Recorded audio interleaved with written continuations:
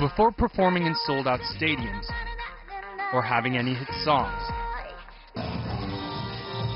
Toyeon and Yoo-jung were here, practicing for their dreams to become a star. About 12 hours a day. We trained from 10 in the morning to 10 at night. And it was so hard to endure because I was constantly in the basement practice room practicing. So I had doubts like, can I make my debut? It left me so uncertain. Yoo-jung tells me she was in 6th grade when she became a trainee. For years, she and Toyeon tirelessly practiced until they got their lucky break. Now they're part of the girl group Wiki Mickey and spokesmodels for fashion brands. When I was a trainee, I only dreamed of doing these photo shoots. I never thought I'd be here. I used to practice poses in front of my bathroom mirror by myself. They're K-pop celebrities thanks to the music survival program Produce 101.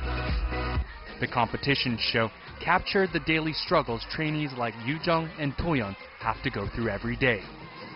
And according to music executives, this rare inside look is what captivated audiences.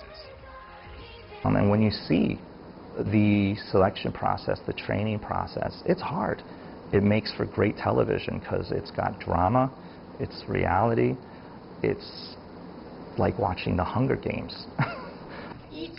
Exposing the idol system may have made for great television, but it also further normalized and even celebrated the hyper-competitive system most minors have to endure in South Korea. These kids are lined up for an audition. If they're picked, they'll get the opportunity to receive training to possibly becoming a singer. And the process is vigorous, and realistically, not everyone can become a star.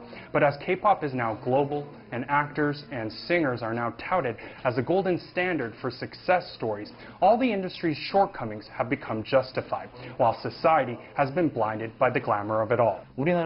In South Korea, it's everywhere. As soon as you turn on the TV, idols come out, singing and dancing on every program. So it's natural young children see this and want it to become their job. They think, I want to be up on that stage, singing and dancing. While conditions for trainees and young stars under the idol system have improved over the years, the problem is they're still largely unprotected, despite being minors. Many still liken it to a factory-like system, where kids are treated as mere commodities, with no room for failure. I've spoken with label execs, academics, and even government officials about the lack of safety net for these young people. But most of them tell me it's all warranted, calling it education. When experts and professors talk about the areas in which K-pop needs to improve, many talk about the need to change Korea's educational system. Although it seems like the K-pop industry and Korea's educational system are not related, they are. The reason the idol system exists, and is accepted without seeming out of place, is because these kids, who are preparing to become stars and train until 9 p.m., 11 p.m., midnight, and then take audition tests once a month, is because at that age, other kids their age are living the same lifestyle. So people don't think it's cruel. These kids train to go on stage, and other kids study to go to college. South Korea's high-pressure education system has led the country to have the highest rates of teen suicides among advanced economies. The country is also just behind Mexico for the longest working hours in the OECD, and this overwork culture is reflected even in young K-pop idols, who are often overworked to exhaustion. Despite calls for a conscious effort to improve laws to protect these minors, South Korea continues to ride on the popularity of K-pop, exporting its music and shows like Produce 101.